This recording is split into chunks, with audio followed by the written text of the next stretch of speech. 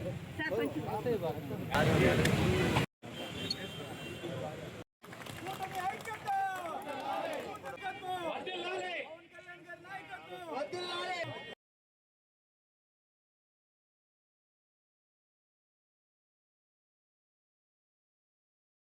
ఈ రోడ్ను పోతా ఉంటే ఈ స్కూటర్లో పోయేవాళ్ళు, బురద పైన తెలుసుకున్న వాళ్ళు తిడతా ఉంటే నిజంగా చాలా బాధేసింది.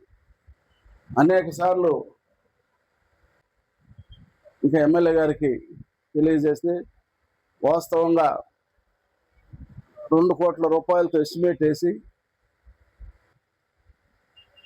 ఆనాడున్న ఆర్ఎండ్బి ప్రిన్సిపల్ అటు పవన్ కళ్యాణ్ గారు గ్రామీణ మౌలిక వసతుల్ని సంపూర్ణంగా మార్చాలని కేంద్ర ప్రభుత్వంతో ఒప్పించి మెప్పించి అనేక నిధులు తీసుకొచ్చి ఈ రాష్ట్రంలో అనేక సిమెంట్ రోడ్లు ఎన్ఆర్జీఎస్ ద్వారా అయితే మరి ప్రధానమంత్రి సడక్ యోజన ద్వారా అయితే అనేక రోడ్లు నిర్మాణ దశలో ఉన్నాయి. ఇటీవలే పేపర్లో చూసాం, టీవీలో చూసాం, సుమారు 463 కోట్లు మళ్ళీ కేంద్ర ప్రభుత్వం నుంచి నిధులు తెప్పించాడు పవన్ కళ్యాణ్. తెలుగుదేశం పార్టీ పిలిపించినప్పుడల్లా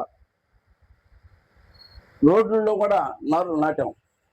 అంటే ఆ విధమైన పరిస్థితి ఉండింది. రోడ్లంతా మోకాట్లో నీళ్ళల్లో గుంటల్లో ఉండి నీళ్ళల్లో ఉంది. దానివల్ల ఆనాడు ఈ రోడ్డు ఒక రోడ్డు మాత్రమే కాదు, 20 సంవత్సరాలుగా నాయుడుపేట ప్రజలు ఎదురు చూస్తున్న సమస్యకి ఈరోజు పరిష్కారం దొరికిందని నేను అనుకుంటున్నాను. ఎందుకంటే ఇటువైపు మనకు ఎక్కువగా సెజ్ వెహికల్స్ ఈరోజు ఈ రోడ్ అయిందన్న సంతోషం కంటే కూడా ఇంకా చాలా రోడ్స్, ఆర్ఎండ్బి రోడ్స్ కానీ పిఆర్ రోడ్స్ కానీ ఎప్పుడు ఫినిష్ చేయాలన్న బాధ ఇంకా కూడా ఉంది. ఎందుకంటే ఈ పరిస్థితి ఇప్పుడు రోడ్డు మనకి ఇక్కడ సాల్వ్ అయింది, కానీ చాలా అదే అదే అస్తవ్యస్తగా ఉన్నాయి రోడ్లన్నీ కూడా. అంటే ఆర్ఎండ్బి రోడ్లు కానీ అన్ని కూడా ప్రజలు వెహికల్స్ వెళ్ళడానికి కానీ లేదా ఏదైనా ఎమర్జెన్సీ అయితే స్పీడ్ గా వెళ్ళడానికి కూడా ఎన్నో ఇబ్బందులు పడుతున్నారు.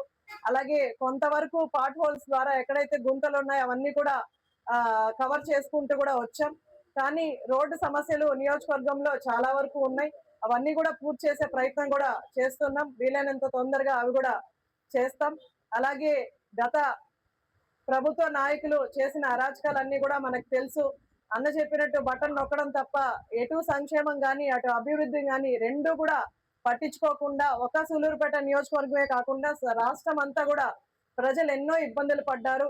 నేను డోర్ టు డోర్ కార్యక్రమానికి వెళ్ళినప్పుడు కూడా చాలా మంది, అంటే నేను వాళ్ళని పర్సనల్ గా కలిసినప్పుడు చాలా మంది చెప్తున్నారు, గతంలో తెలుగుదేశం పార్టీకి మేము చేయడంలో జరిగిన పనులు కూడా, అంటే 2014-19లో జరిగిన పనులు కూడా పూర్తిగా అర్ధాంతరంగా ఆపేసి, అంటే పేదవాళ్ళకి అందించాల్సిన కూడా అందించుకుంటూ అయిన తర్వాత ఆయన ఐటీ శాఖ మంత్రివర్యుగా అలాగే విద్యాశాఖ మంత్రివర్యులుగా ఆయన ఛార్జ్ తీసుకున్నప్పటి మొదటి రోజు